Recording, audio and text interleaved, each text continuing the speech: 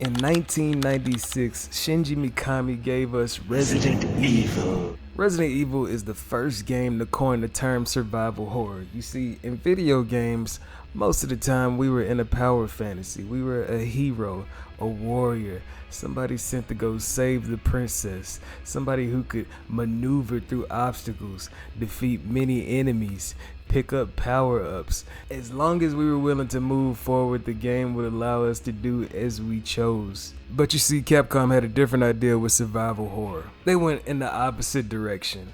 Rather than giving us a superpowered character, they gave us a character with limited movement, a character with limited resources, a character that couldn't brute force their way through the game, but had to think their way out of situations, had to be ready to solve puzzles on the fly with creeping dangers still lurking around the corner. This ended up being a major success in the gaming industry. It spawned many different games in its footsteps and still continues to have influence almost 30 years later in the gaming industry. Now, for a moment, the most popular games in this subgenre decided to start leaning toward action. Even with Resident Evil 4, the action took much more priority over the horror. After leaving Capcom, going to Platinum Games, and making a bunch of action games for them, and eventually ending up at Tango Gameworks,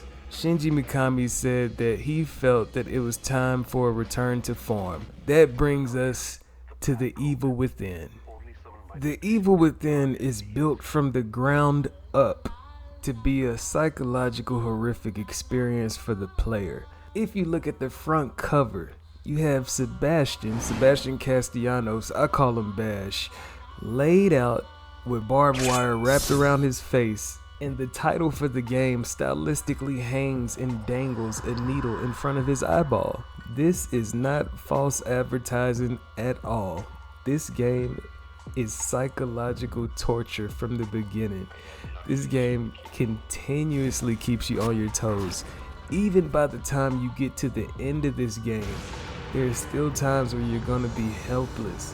Times where even if you have some new weapons in your inventory, they're not gonna mean anything when it comes to the obstacles that you go against in this game.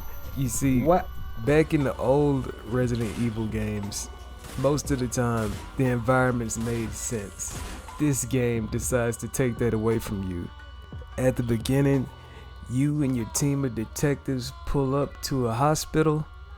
As soon as y'all look at a monitor and see a dude smoking everybody on a surveillance camera, it turns into Nightmare on Elm Street real quick. You'll be wandering through constantly shifting environments and sections, disarming traps, and looking out for obstacles that could kill you with one hit. Even when you go against the normal enemies in this game, they look like tortured souls. I don't know, they got barbed wire wrapped around their face. Some of them have glass and stuff sticking out of them like they've been stabbed.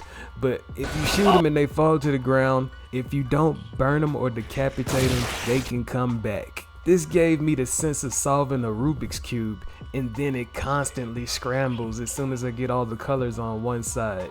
While a part of me felt annoyed because this is just like getting a rug snatched from under you and scrambling to stay on your feet, the other part was compelled to keep on moving forward. I wanted to see it to the end. I was liking the different environments. Like, this really gave an excuse for us to go through so many different places. Like, most of the time, a game is set in a city, a game is set in a castle, a game is set out in the woods. This game touches on so many different environments, and all of them have the creepiness turned up to 11.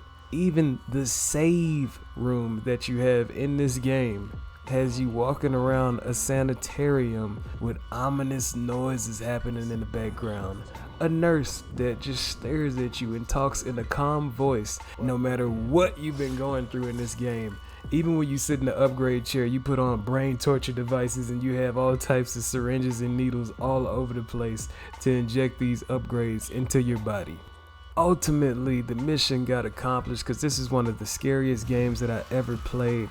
I was constantly flinching, my heart rate was probably spiking in unhealthy ways. And judging by the few reaction videos I've seen of people playing horror games on YouTube, that's the objective of these developers. My beef with this game stems from that horror aspect being the top priority because other parts of this game suffer. Two of my biggest gripes with this game are the mechanics and the story. With the mechanics, Bash is clumsy as hell. I don't know if that's deliberate clunkiness to limit the player's capabilities or if it's the engine being used. And with the story, there is a story, but I feel like it's more of an excuse to push us through the obstacle courses and the challenges in this game, to show off the monsters, to show off the concept art that was brought to life. It follows a tragic child prodigy who gets locked away from the world, so he decides to construct his own world. Next thing you know, he starts bringing innocent people, doing all types of experiments, looking at people's psychology, manifesting their worst thoughts, his worst thoughts and traumas, into what we see throughout the game. With me understanding that, my issue is the correlation between the things that we see and the stuff that the backstory explains throughout these notes and exposition scenes. It seems like the developers had this same misunderstanding because by the time we get to the end of the game, we find out that it is a horrible, nightmarish VR experience, and then the main villain pops out of the picture like some type of magic trick. I'm sitting up there like, is that it? Nah, that's not it. This is hashtag Hot Horror Summer, and you guys are in store for a double feature in this video. We get to go 3 years later into The Evil Within 2. The issues that I had with the first game are immediately rectified within this sequel. The story starts off much more intimate. We start off with Bash going through some bad memories and flashbacks. We find out that Bash has become an alcoholic. He's been trying to tell people about the stuff that he went through in the first game. Nobody's believing him. But then all of a sudden, one of his partners that he went through all that crazy stuff in the first game with comes up to him and tells him that his daughter, who he thought was dead, is still alive and can be rescued. This immediately puts us right back into another nightmarish VR experience, except this time we have much more of a purpose and the story is much more focused. And then with the mechanics that I had issues with in the first game, the mechanics are refined and put to much better use because instead of going through a bunch of horrific segments that line up into a whole game, this sequel decides to take it in a bold direction. Open areas with secrets, side quests, and all types of enemies scattered throughout an environment that put you in a whole new state of tension while you're going through this game. While the first game did have stealth and traps set up that you had to dodge or disarm, it works so much better when you're using these in a non-linear world. Even the enemies feel different this time around. I felt like I was fighting deadites from the Evil Dead as I was running around for hours in each open section, trying to discover every corner of them, trying to find out if I was missing out on secret weapons or getting more of the in-game XP so I could upgrade the weapons or Bash himself. It's worth noting that this game is set in Union, the virtual city that starts to break apart as it becomes more and more nightmarish throughout the game. There are still special destinations where you start getting into your peak creepiness, just like the first game, but most of the time you're going to be maneuvering around, engaging with side characters, and finding special locations on the maps so you can move the story forward. Like I said, the story this time is much more engaging, much more cohesive. The game overall is much more cohesive when it comes to the environment, characters, mechanics, and the story. The story has so many curveballs that I wasn't expecting that it kept me going even after a few plot twists. The plot twists didn't get old to me. They came and caught me by surprise. It's hard to do that these days when you've been playing games for damn near 20 years like me. The story is going to be covering things like family drama, shady business practices, and the occult. All this with a bunch of monsters and creepy segments sprinkled in between to keep us players moving cautiously through this constantly changing world. And when I say constantly changing, I don't mean that re-scrambling that I was talking about in the first game. I mean, you're gonna be going against certain bosses in this game, and when you get to a new boss, the whole world is gonna change and adapt to a new theme for that part of the game. My beef with the second game is much better. Understand. It's much better than the first game. It's one of the best beefs that you can have with any video game that you play. My beef with this second game, The Evil Within 2, is that it came to an end.